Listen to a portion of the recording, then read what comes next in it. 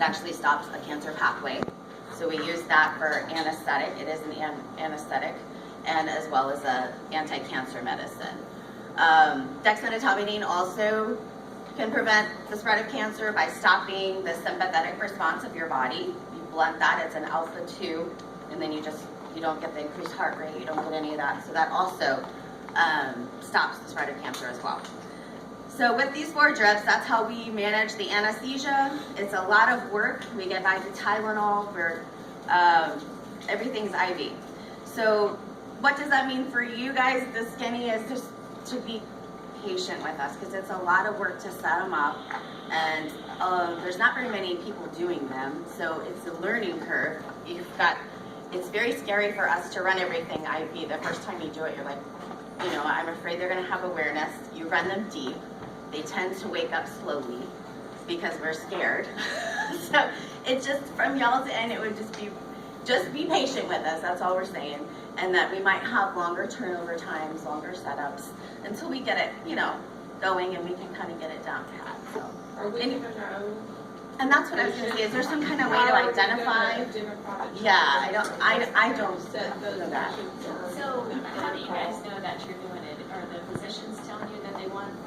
Right, yeah, right now it's coming from the physicians, and they'll usually request one of us that does it. Okay. Is it on order?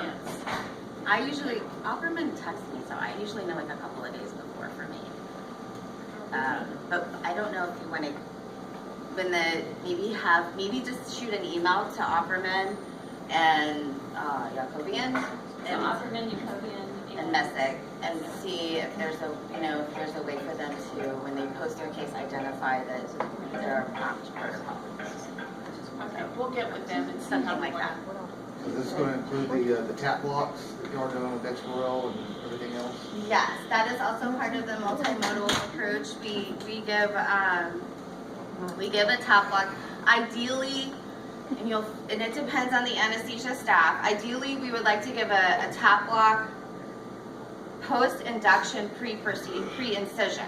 So after we get them to sleep, because normally when we do a block, what do? We give Versed and fentanyl, and that's what we're trying to avoid. So if we can do it after they're asleep, but before incision, then that tap block, the Exparel, is kicked in. By the time they're waking up, they're super comfortable. And so yes, that is part of it. But you're going to find some staff, based on what they have going on, will do the tap block before, and then they get the Versed and fentanyl. But yes. Do y'all mix the IVs, or do you get them from pharmacy? Because that's another, when you get the email, you can let pharmacy know so they can have your stuff ready. And I do. Most of it we don't make, like the lidocaine, the Dex, everything. The only thing we do make is the ketamine usually.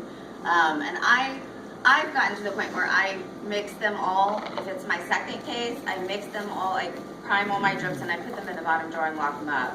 So then I'm ready to go, just programming my pumps. But some people have only done one. They don't, they're not there yet. They haven't got their routine down yet. But like the blocks and stuff, they have pharmacy has ready. So the Exparel, yes. They can help expedite whatever. Yes, that is correct. Yes, if we can notify pharmacy too. Yes. But the outcomes are phenomenal on these cases. Having standard stay for an open belly case, 7 to 10 days. These guys are going home in 48 hours.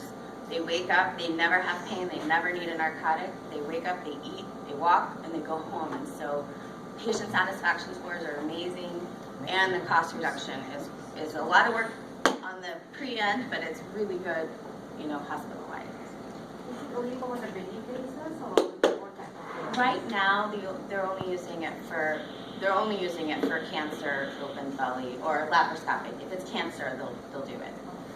It doesn't necessarily have to be open. It could be laparoscopic as well. But the protocol, they use it at all, at MD Anderson on everybody, and no matter what kind of cancer, they have this kind of a protocol in place, and they do well. Is Dr. London involved in this at all? I don't think he's a believer. No. And then,